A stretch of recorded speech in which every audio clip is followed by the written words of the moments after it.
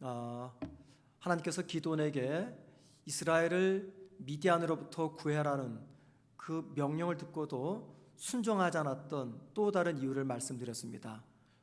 기드온이 순종하지 않았던 이유가 무엇 때문이었습니까? 하나님의 그 명령 속에는 자기가 해야 될 일이 아무것도 없었기 때문이다 그랬어요. 즉 하나님이 아무런 조건도 없이 그냥 이스라엘을 구하라라는 이 결과, 이것이 너무 부담이 돼가지고 순종하지 못했다 말씀을 드렸습니다. 자, 그런데 여러분, 오늘 본문을 보면은요, 하나님이 조건을 제시하지 않자 기드온이 자기가 하나님께 조건을 제시합니다. 그 세 가지 조건을 하나님께 제시합니다.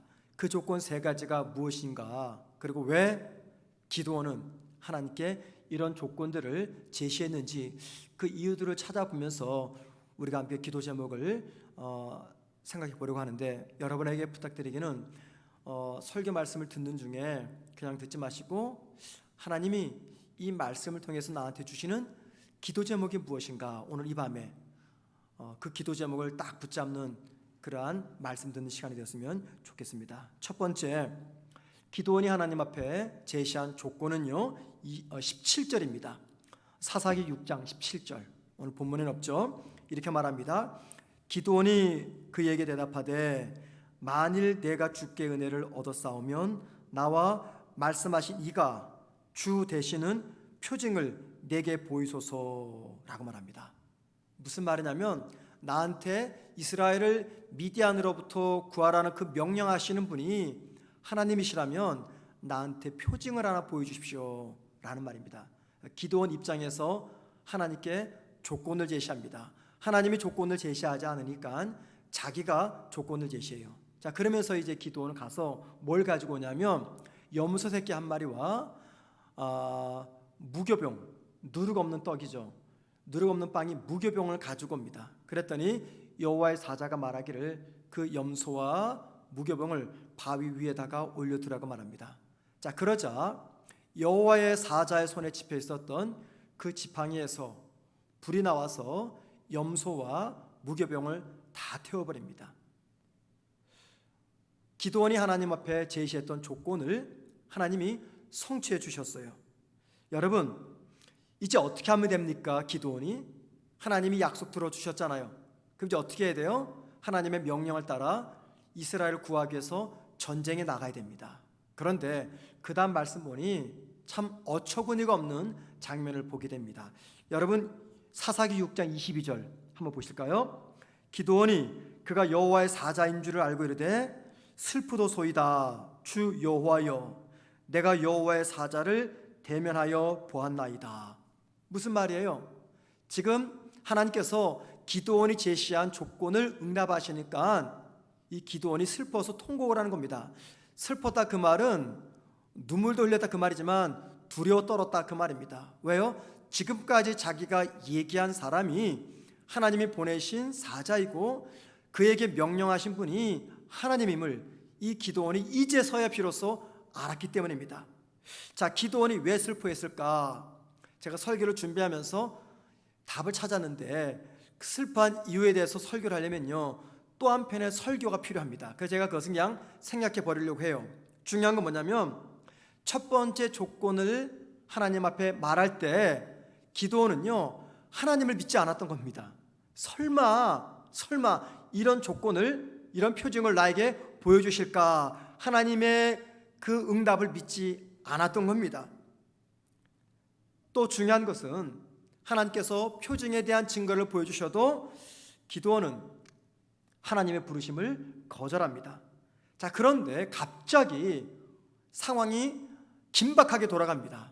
오늘 본문 첫 부분 33절 말씀 보실까요? 그때 미디안과 아말렉과 동방 사람들이 다 함께 모여 요단강을 건너와서 이스라엘의 골짜기에 진을 치니라. 이 무슨 말이냐면, 미디안과 아말렉과 동방 사람들이 연합체를 구성해 가지고 이스라엘을 또 한 번 침공하기 위해서 진을 치고 준비하고 있었다 그 말입니다. 갑작스럽게 이런 상황이 벌어지는 거예요. 왜 그럴까요?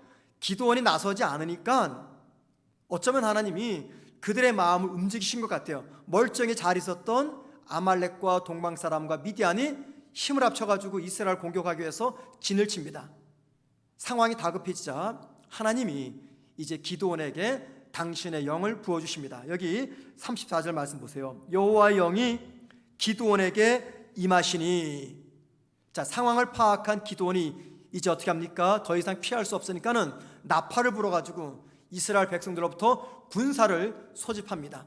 그 군사를 모았는데 몇 명이 모였습니까? 한 3만 2천 명쯤 모인 겁니다. 자, 그런데 특이한 것이 있어요. 34절 말씀 보니까는 아비에셀이라는 사람이 이 기드온의 뒤를 따랐다라고 말합니다.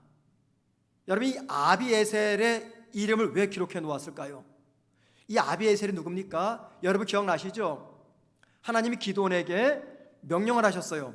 기드온 아버지 집에 있는 바알 신상을 허물어 버리라고. 그래서 무서워가지고 대낮에 가지 못하고 밤에, 아무도 없는 밤에 가서 이 바벨 신상을 허물어뜨렸어요. 자, 그 다음날 이스라엘 사람들이 난리가 났죠. 그래서 그 범인이 기드온인 줄 찾아내고 그 기드온을 죽이자고 달려들었던 사람이 누구냐면 바로 여기 아비에셀의 가문의 사람들입니다. 그러니까 조금 전까지만 하더라도 기드온을 죽이려고 했던 아비에셀 집안 사람들이 기드온이 나팔을 부니까는 기드온의 뒤를 따라온 거예요. 쉽게 말해서 기드온의 부하가 된 겁니다. 자, 여러분, 이 아비에셀 집안 사람들이 기드온의 리더십에 감동이 되어서 이런 겁니까? 아니죠. 하나님께서 그들의 마음을 움직이신 겁니다. 기드온의 말에 순종하도록. 자, 보십시오. 첫 번째 표징도 보았어요. 하나님의 영이 임했습니다.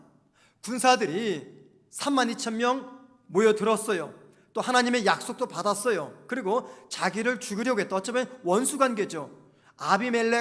아비에셀 가문도 자기를 돕겠다고 따라 나섰습니다. 자, 그럼 이제 어떻게 됩니까? 더 이상 머뭇거리지 말고 이제 미디안과 전쟁을 치러야 됩니다. 그런데 기드온은 이 즈음에서 또다시 두 번째로 하나님 앞에 조건을 제시합니다. 그게 뭐냐면 양털을 가지고 옵니다. 그리고 마당에다 놓고 하나님께 조건을 제시하기를, 만약에 하나님께서 나를 보내셔서 승리를 약속하신다면 밤사이에 이슬이 내리면 이 양털만 이슬에 젖고 땅바닥에는 전혀 적시지 않게 해달라고 그렇게 하나님 앞에 조건을 제시합니다. 그리고 그 다음날 일어났더니 하나님은 그가 제시했던 조건 그대로 응답하십니다. 그래서 양털만 이슬에 젖어 있고 땅바닥은 멀쩡합니다. 여러분, 기드온이 왜 두 번째 조건을 제시한 겁니까? 첫 번째 조건에 응답한 하나님을 지금 여전히 믿지 못하고 있는 거예요. 그런데 더 안타까운 것은 무엇이냐면 이 두 번째 조건까지 하나님께서 응답하셨잖아요. 그럼 나가 싸워야 되는데 이것도 의심하면서 세 번째 조건을 이야기합니다. 세 번째 표징이죠. 그 세 번째 조건은 두 번째 조건의 정반대입니다. 이번에는 밤사이에 이슬이 내리면 양털은 적시지 말고 땅바닥만 적시게 해달라고 하나님 앞에 세 번째 표징을 구하는 조건을 제시합니다. 하나님은 이번에도 기드온이 제시했던 그 조건을 충족시켜 주십니다. 여러분, 사사기 6장과 7장을 보면은 하나님은 기드온에게 무려 7번씩이나 약속하셨어요. 나가서 싸우기만 하면 내가 너를 도와서 승리하겠다. 걱정하지 말고 나가라. 나를 믿고 나가라. 7번씩이나 말씀을 하셨어요. 뿐만입니까? 3번씩이나 표징을 보여주었어요. 뿐만입니까? 여호와의 영이 기드온에게 주어졌어요. 그것뿐만이에요. 3만 2천 명이 넘는 군사들이 몰려들었어요. 자기의 원수였던 아비에셀 가문도 몰려들었습니다. 여러분, 그런데도 기드온은요, 여러 핑계를 대면서 이 전쟁을 회피하려고 합니다. 한번 생각해보죠. 만약에 이 저녁에 기드온이 짱하고 여기 나타났습니다. 요 강대상에서 여러분에게 이때 상황을 간증합니다. 자, 간증하는데 그 간증을 듣고 있는 저와 여러분이 기드온에게 진짜 묻고 싶은 질문 하나가 있어요. 뭘 물으시겠습니까, 여러분? 이미 제가 답은 다 말씀드렸잖아요. 기드온, 도대체 왜 그랬습니까? 하나님이 7번씩이나 약속하셨고 3번씩이나 표적을 보이셨고 원수의 마음도 돌이키셨고 하나님의 영도 주셨고 32,000명 군사도 보내주셨는데 왜 당신은 하나님의 명령을 따라서 나가서 미디안과 전쟁을 치르지 않은 것입니까? 라고 물어볼 거예요. 그죠 여러분? 저는 그렇게 물어보고 싶어요. 왜 그랬는지. 성경에는 정확하게 이거다라고 정답처럼 말씀하고 있지 않기 때문에 물어보고 싶어요. 자 여러분, 만약에 저와 여러분이 기도원에 물었습니다. 기도원이 우리에게 뭐라고 대답할까요? 여러분이 기도원입니다. 왜 전쟁에 나가지 않았습니까? 여러분이 기도원이에요? 왜 그렇습니까? 제가 한번 기도원의 입장에 되어보았어요. 오늘 성경 묵상하면서. 이유는 한 가지. 두려웠기 때문입니다. 두려웠기 때문에. 두려운 거예요. 왜요? 오랜 세월 동안 이스라엘은 기도원도 포함이 돼가지고 이 미디안의 공격에 길들여진 거예요. 어제까지 두들겨 맞던 사람이 갑자기 오늘 주먹 쥐고 달려드는 것은요, 이거 불가능한 일입니다. 주먹 쥐어도 뭐가 올려와요? 어제까지 얻어 터졌던 이 공포, 두려움, 이게 트라우마처럼 떠오르는 거예요. 그러니까는 기도원은요 당연히 두려움에 빠질 수밖에 없었던 거죠. 자, 그러면 여러분, 그렇게 많은 기적을 목격하고도 왜 기도원은 두려움에 빠졌느냐라는 겁니다. 왜? 두려운 이유는 알겠어요. 그런데 왜? 하나님이 기적을 보여주지 않았다면은, 하나님의 영을 주지 않았다면은, 표적을 보여주지 않았다면 그럴 수 있어요. 그런데 하나님이 여러 가지 하나님의 살아계심을 보여주었는데도 기도원이 왜 두려워했습니까?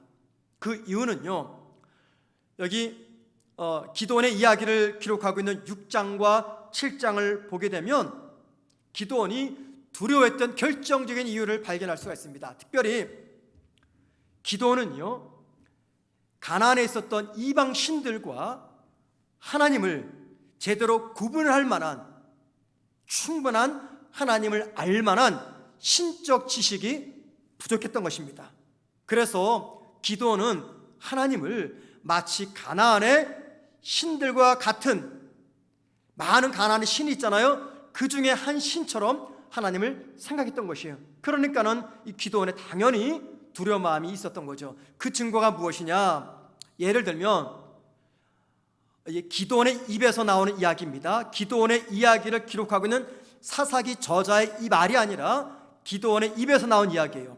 자, 기도원이 양털을 가지고 하나님 앞에 표징을 보여달라고 얘기하잖아요. 그 첫 번째 표징이 뭐였어요? 36절에 이렇게 말합니다. 기도원이 하나님께 여쭈되, 여러분이 잘 보세요. 우리말에는 하나님이라고 번역이 되었잖아요. 하나님이, 이 맞는 번역이 맞아요. 왜냐하면 히브리 원문은요, 이 하나님의 말을 엘로힘이라는 단어로 쓰여졌기 때문입니다. 엘로힘. 흔히 하나님이라고 번역이 되죠. 또 39절 세 번째 표징을 구할 때도 이렇게 말합니다. 기도원이 또 하나님께 여쭈되, 여기 하나님도 엘로힘입니다. 그런데 여러분, 기도원이 이 대목에서 엘로힘이라고 말하면 안 돼요. 뭐라고 말해야 되냐면 야훼라고 이야기합니다. 야훼가 무엇입니까? 우리말로 번역하면 여호와 그 뜻이에요. 하나님의 진짜 이름은요, 야훼입니다. 야훼. 이 야훼는 누가 이름을 지었냐면은 하나님 스스로가 당신의 이름을 지어서 이스라엘 백성들에게만 알려준 이름이에요.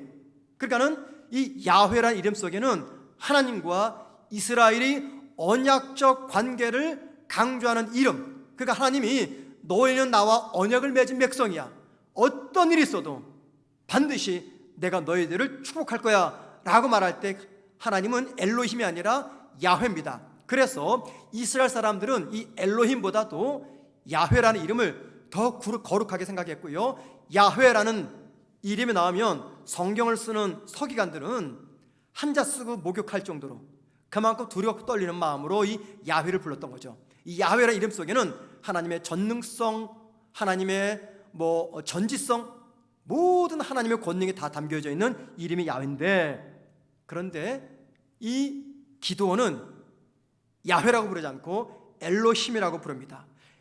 엘로힘이 우리말 성경에 하나님이라고 번역되는데 이게 틀린 말은 아니에요.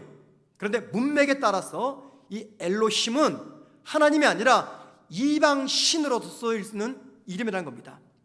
예를 들면 시편 18편 31절에 이렇게 말이 있습니다. 보세요. 여호와 외에 누가 하나님이며, 여기 여호와 하나님이죠. 근데 또 하나님이 나와 있어. 그러니까 말이 좀 이상하잖아요. 앞에 나와 있는 여호와는 야훼라는 히브리 단어입니다. 그 뒤에 나와 있는 하나님은 야훼가 아니에요. 엘로힘입니다. 그러니까 하나님 외에 누가 하나님이냐, 이 말은 무슨 말이에요?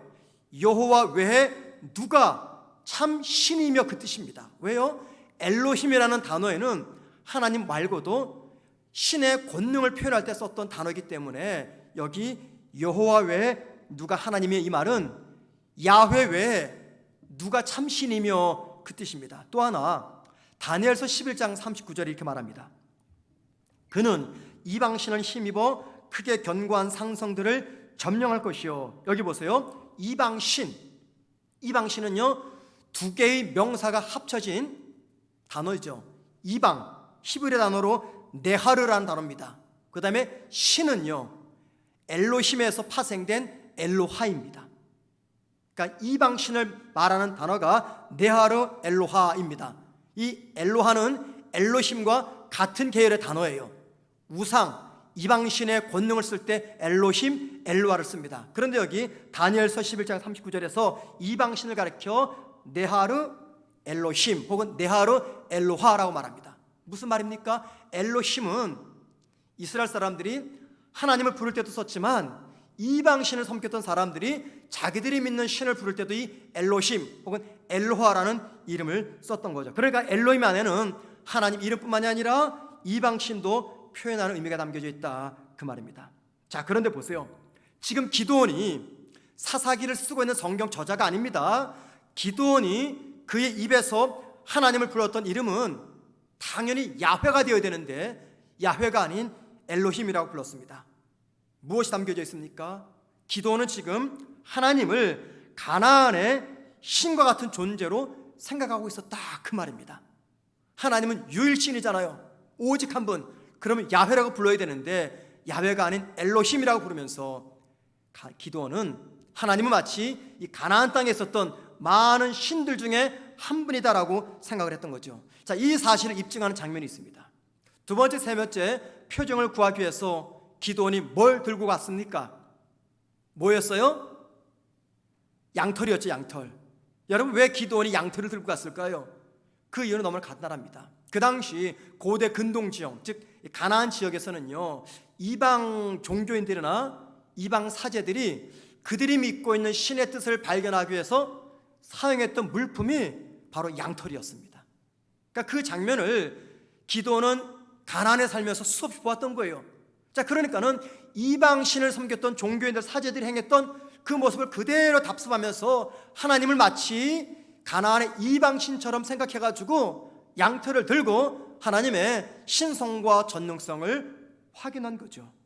여러분, 이런 이야기는 한 가지를 알려줍니다. 기도는 지금 하나님에 대한 정확한 지식, 올바른 이해를 갖고 있지 못했다라는 겁니다. 자, 그 결과 어떤 일이 벌어집니까? 하나님께서 승리의 증거를 보여주셔도, 약속을 하셔도, 하나님의 영을 부어주셔도 기도는 하나님을 믿지 못하고 계속해서 표징, 조건들만 구했던 겁니다. 왜요? 두렵기 때문에. 왜 두려워요? 하나님을 가나안의 한 신으로 믿었기 때문입니다. 자, 그런데 여러분 보세요. 하나님에 대한 올바른 지식이 없었던 것은요, 기드온뿐만이 아닙니다. 사사기에 보면은 여러 사사들이 기드온과 똑같은 잘못을 범합니다. 그러니까는 하나님을 이방신처럼 생각해서 마치 이방신에게 조건을 제시하듯이 하나님께 조건을 제시하는 그런 사사들이 종종 있었어요. 그 대표적인 인물이 누구냐면 우리가 꼭 보겠지만 사사기 10장에 가면은 입다라는 사사가 나옵니다. 하나님이 입다에게 블레셋과 암몬의 손에서 고생하는 이스라엘을 구원하라고 말씀을 하십니다. 자, 그때 여러분 입다가 하나님께 어떤 조건을 제시합니까? 하나님, 내가 당신의 말씀을 따라 전쟁에 나가겠습니다. 만약에 전쟁에서 나에게 승리를 주시면 내가 승리를 하고 집으로 돌아올 때 제일 먼저 나를 반겨주는 그 사람, 그가 누구든지 그를 제물로 삼아서 당신께 드리겠습니다 라고 말합니다. 결국 입다의 딸이 제물로 죽고 말죠. 여러분, 이게 무엇입니까? 지금 입다는 하나님을 제대로 몰랐다는 것입니다.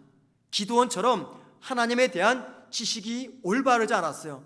그럴 수밖에 없는 게 오랜 세월 그 가나안의 이방 종교 문화 속에 살다 보니까는 하나님의 사람들이었던 이스라엘 사람들도 이 이방신을 섬겼던 사람들의 신앙을 그대로 답습하고 있는 것입니다. 여러분, 입다가 두려웠겠죠. 그런데 만약에 입다가 진짜 하나님을 믿었다면 이런 조건을 제시했을까요? 조건을 제시할 필요가 없죠.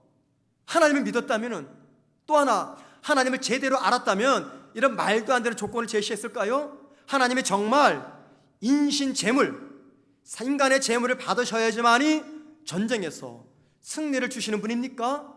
하나님이 그런 분입니까? 아니죠. 그런데 왜 입다는 말도 안 되는 이 허무맹랑한 조건을 하나님께 제시합니까? 하나님을 몰랐기 때문이에요. 그리고 바로 그것은 기드온의 문제였습니다. 하나님에 대한 올바른 지식이 없으니까는 그 당시 가나안 땅에 그모스라는 신이 있었어요. 그 그모스 신은요, 인신 제물을 받았던 신이었어요. 그 그모스 신을 하나님처럼 동등하게 생각해가지고 입다는 하나님께 인신 제물을 드리겠다고 약속을 하고 조건을 내건 거죠. 자, 여러분, 기드온이나 입다의 문제가 무엇입니까? 두 사람 모두 하나님에 대한 올바른 지식이 없었던 것입니다. 하나님을 이방 신들 중 한 분으로 여겼던 겁니다. 그런데 여러분, 이것은 기드온이나 입다의 문제가 아니었습니다. 사사기에 나오는 이스라엘 전체의 문제였습니다. 그래서 사사기에서 여러 번 등장하는 표현이 뭔지 아시죠? 이런 표현입니다. 그때는 사람들이 각기 자기 소견에 옳은 대로 행하더라. 그때는 사람들이 각각 자기 소견에 옳은 대로 행하더라. 왜 자기 소견대로 행합니까? 이유는요, 하나님을 모르기 때문에, 하나님에 대한 바른 지식이 없으니까 자기들 좋은 대로 살았던 사람들이 바로 사사시대의 이스라엘 사람들입니다. 그리고 여러분, 역사가 훌쩍 뛰어넘습니다. 2021년 이 문제는 동일하게 저와 여러분의 삶 속에서 우리도 만나는 신앙의 문제라는 것입니다. 여러분, 우리의 문제가 무엇입니까? 여러분의 문제가 무엇이라고 생각하십니까? 우리 모두의 문제, 하나님이 우리를 버린 것입니까?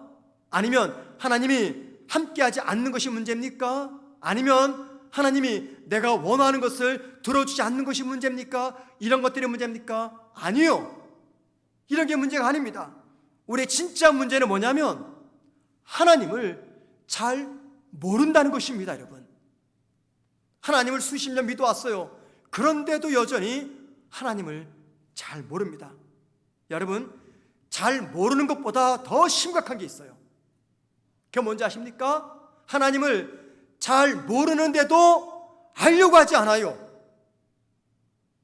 하나님을 몰라도 너무나 몰라요. 그런데 안타까운 것은 모르는 그 하나님을 알려고 들지도 않습니다.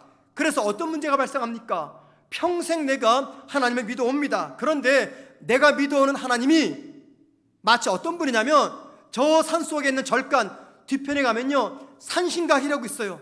그 산신각에는요, 산의 신 산신령을 모셔두고 있어요. 마치 하나님을 수십 년 믿어오고 있는데 우리가 그 하나님을 그 산속에 있는 산신각에 있는 산신령처럼 그렇게 대할 때가 너무나 많다는 겁니다.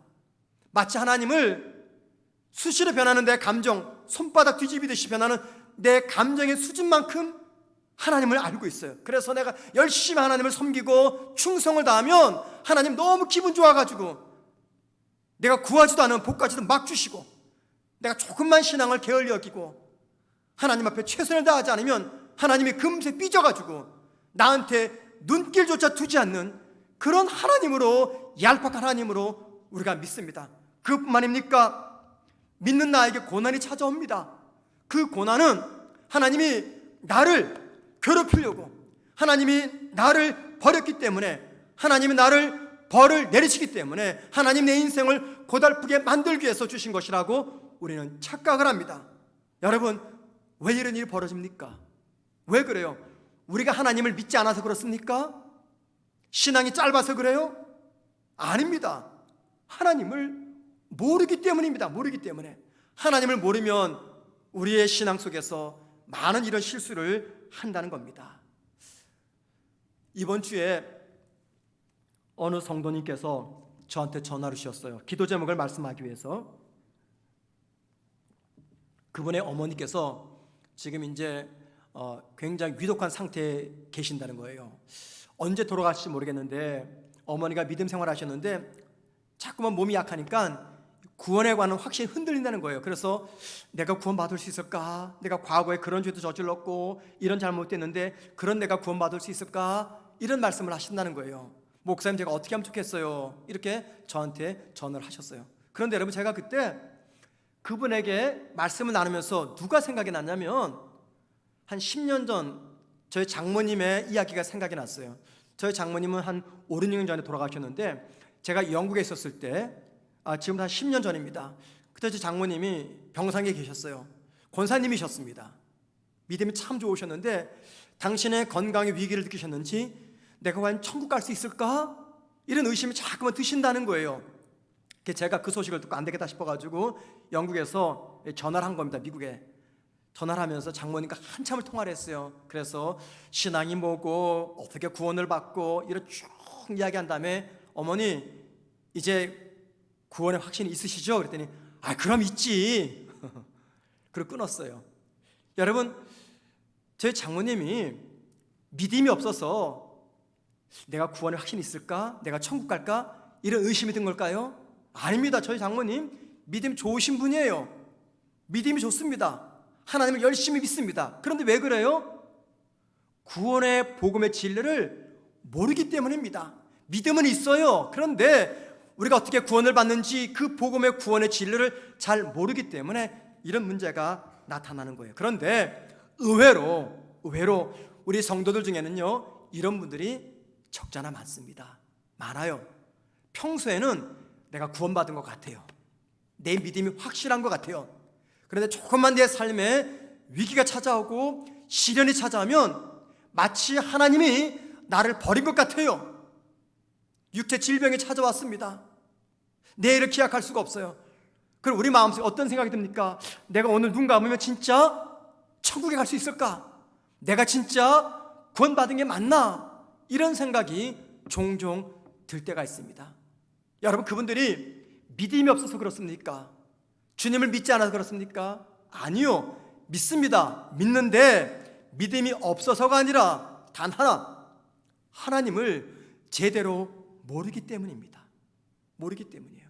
우리 교회는 교회 등록하는 새가족들에게는 무조건 5주간 새가족 교육을 합니다. 아마 우리 기존 성도들도 제가 우리 교회 부임해가지고 전체 대상으로 공부한 적이 있어요.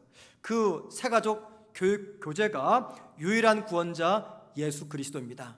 구원에 관한 이야기들을 5주 동안 배우는 거죠. 아주 기초적인 이야기입니다. 우리가 왜 구원을 받아야 되는지, 어떻게 구원받는지, 구원받는 믿음은 무엇인지 이것을 5주 동안 공부하죠. 이 교육을 마치지 않으면 새가족 수료가 안 되고 셀 편성에 안 됩니다. 신앙생활을 이제 막 시작하는 분들은요, 의외로 잘 따라오세요. 그냥 교회가 하는 거면 하는 것보다 처음 듣는 이야기고 잘 따라옵니다. 그런데 어떤 분들이 굉장히 불편하게 생각하냐면은 예수를 오래 믿으시는 분들, 예수를 오랫동안 믿어왔던 분들은 내가 예수 믿은 지 몇 년째인데 이걸 들어야 되지? 또 하나, 어떻게 교회들은 옮길 때마다 이런 교육을 받는가? 그렇죠. 교회를 옮길 때마다 그 교회 새가족 교육을 받아야 되잖아요.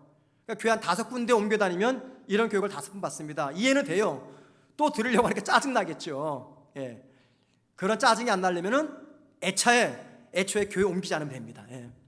아무튼 여러분, 전 이해가 돼요. 그런데 여러분 이런 생각 하실 거예요.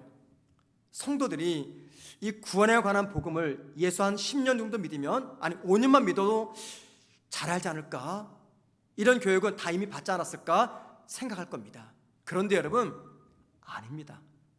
의외로 신앙생활을 오래 하신 분들이요, 구원의 진리를 잘 몰라요. 복음의 비밀을 모릅니다. 아니, 그런 교육 받아본 조차 기억이 없어요. 그냥 열심히 교회 출석 잘하고 봉사하고 사람들 앞에 나가서 일하다 보니까는 내가 집사도 되고 권사도 되고 장로가 되었지, 체계적으로 성경을 공부한 적이 없어요. 없다 보니까 하나님을 모르는 거예요. 하나님을 모르다 보니까 조금만 삶에 위기가 찾아와도 두려움 속에서 고생하는 거예요. 건강에 위기가 찾아와도 내가 눈 감으면 하늘나라 갈 수 있을까? 그런 의심이 찾아오는 것입니다. 제가 몇 주 전에 사도행전 개론 성경 공부를 했잖아요. 참 제가 아직 순진한 건지 모르겠어요. 저는 적어도 한 200명 정도는 참석하시겠다. 그래가지고 제가 우리 교육자들에게 이 줌에 참석하는데, 줌에 참석하면 인원이 제한적이니까는 유튜브로 하자 한 거죠. 제가 참 순진한 것 같아요. 100명이 조금 되나 안 되나 그 정도로 참석하셨어요. 여러분, 제 딴에는 중요한 거여가지고 사도행전 강의를 시작하기 전에 공부하자 해가지고 몇 주 전부터 광고를 했어요. 그런데 많은 분들이 참석하지 않았습니다. 왜 참석하지 않았을까요? 물론 여기 계신 분들은 다 참석하셨을 거예요. 금요 기도까지 나오니까는 다 참석하셨겠죠. 그죠? 예. 제 눈 피하지 마시고. 예. 왜 참석하지 않으셨을까요? 바쁘기 때문에? 그렇죠. 바쁠 수 있죠. 시간이 없기 때문에? 그렇죠. 시간이 없을 수 있습니다. 그런데 여러분, 제가 그 광고 당일날 한 광고입니까? 몇 주 전부터 광고했어요. 그러면 진짜 마음이 있으면 주일날 오후 2시부터 3시까지 시간을 비워둘 겁니다.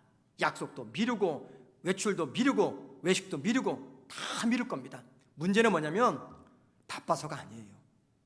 시간이 없어서가 아니에요. 관심이 없기 때문입니다. 왜요?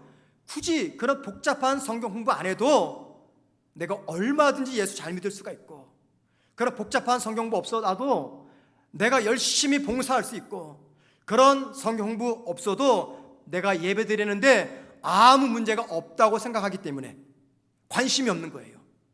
관심이 없어요. 죄송한 얘기지만 이거 제가 절대 여러분들 오해해서 말씀드리는 거 아닙니다. 기분 나빠하지 마세요. 이 이야기는 다른 교회 이야기입니다. 예. 만약에 이 공부를 수료하지 않으면 절대 직분자로 임명받을 수 없습니다 라고 말했다면 모르게 몰라도 저희 교회 80% 이상이 참석했을 거예요. 예. 직분에는 관심이 있어요. 내가 집사가 되고 안수집사가 되고 권사가 되고 장로가 되고. 그런데 성경을 공부하는 데 별로 관심이 없습니다. 왜요? 그거 몰라도 얼마든지 예수 잘 믿을 수 있고 봉사할 수 있고 천당 가는데 아무 어려움이 없기 때문입니다. 그런데 여러분, 하나님에 대해서 모르면, 성경을 모르면 신앙이 깊어지지 않습니다. 신앙의 속도가 빨라지지 않습니다.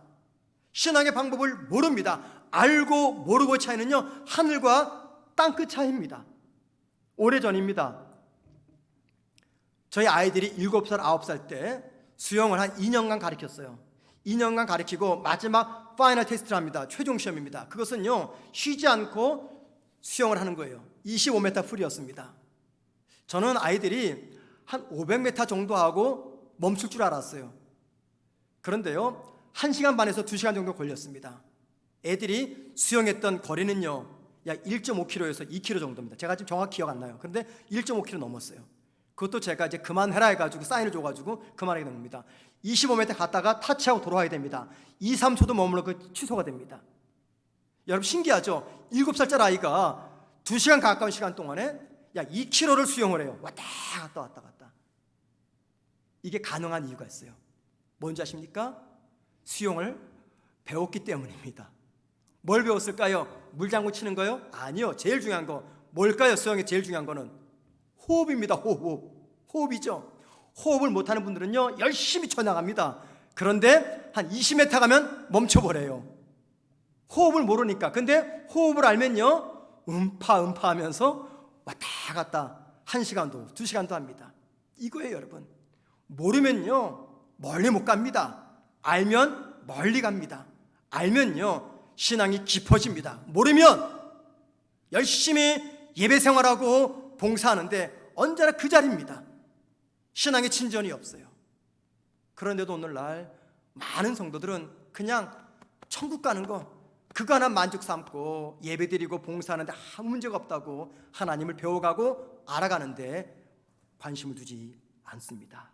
자, 여러분, 기독교는 진리를 찾아가는 탐구의 종교가 아닙니다. 기독교는 진리이신 하나님이 진리이신 당신을 우리들에게 알려준 종교예요. 그래서 기독교를 가리켜 계시의 종교라고 이야기합니다. 하나님이 얼마만큼 우리에게 알려주셨을까요? 그리고 어디다가 우리에게 알려주셨을까요? 하나님은 성경에다가 당신을 알려주셨고 성경에 알려준 만큼만 우리가 하나님을 알 수가 있습니다. 그래서 성경을 모르면 누굴 모르는 거예요? 하나님을 모르는 것입니다. 그래서 성경을 모르고 신앙생활한다 할 수 있습니다. 그런데 깊어지진 않습니다. 속도가 나지 않습니다. 멀리 갈 수가 없습니다. 그런데 성도들은 성경에 별로 관심도 없고요, 부끄러운 이야기지만 설교하는 목사들도 성경에 별로 관심이 없습니다. 그래서 설교를 준비할 때 성경을 가지고 씨름하는 것이 아니라 인터넷 서핑을 합니다. 여기저기 이야기거리를 찾아 나섭니다. 성경을 몰라요. 그러다 보니 믿음이 깊어지지 않습니다. 여러분, 제가 주일날 강해 설교하죠. 네. 하는 이유가 있습니다. 평소에는 성경 공부 안 하시니까 주일날 설교 시간만큼이라도 여러분에게 제가 좀 성경을 깊이 가르쳐 드리기 위해서, 전하기 위해서 제가 주일날 강의 설교합니다. 사실 제목 설교나 본문 설교하면요, 주제 설교하면 참 쉬워요. 설교 준비 금방 끝냅니다.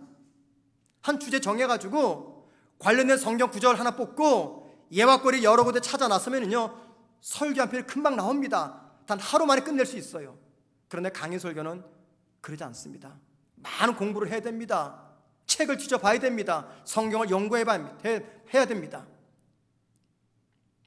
저의 수고를 알아달라는 말이 아니라 이렇게 하는 목사의 마음이 뭐냐면 그 시간만큼이라도 여러분이 성경을 좀 알았으면 좋겠다, 그 의미에서 강의 설교를 하는 것입니다. 믿는 우리에게는 간절한 소망이 있습니다. 그 소망이 뭡니까? 하나님 말씀대로 살고 싶은 소망입니다. 우리에게 소망이 있습니다. 그 소망이 어떤 소망입니까? 하나님의 위로와 치료를 경험하기를 바라는 소망입니다. 우리에게 소망이 있습니다.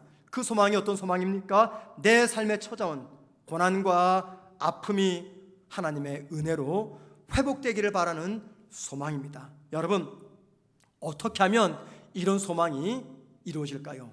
호세아는 그 답을 우리에게 알려주고 있습니다. 호세아서 6장 1절과 3절입니다.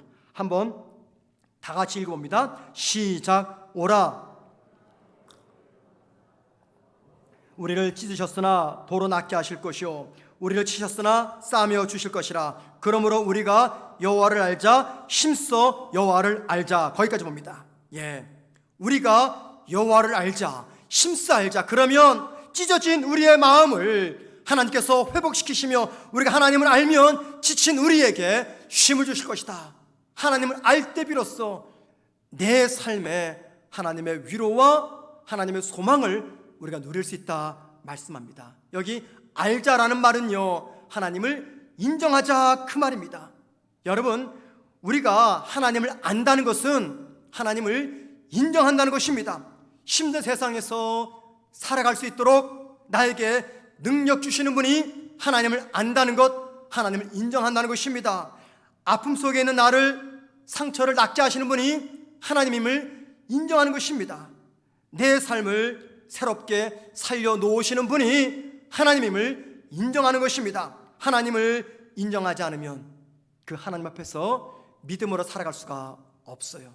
그런데 여러분, 호세아가 하나님을 알되 어떻게 알라고 말합니까? 여기 3절 끝에 힘써 여호와를 알자.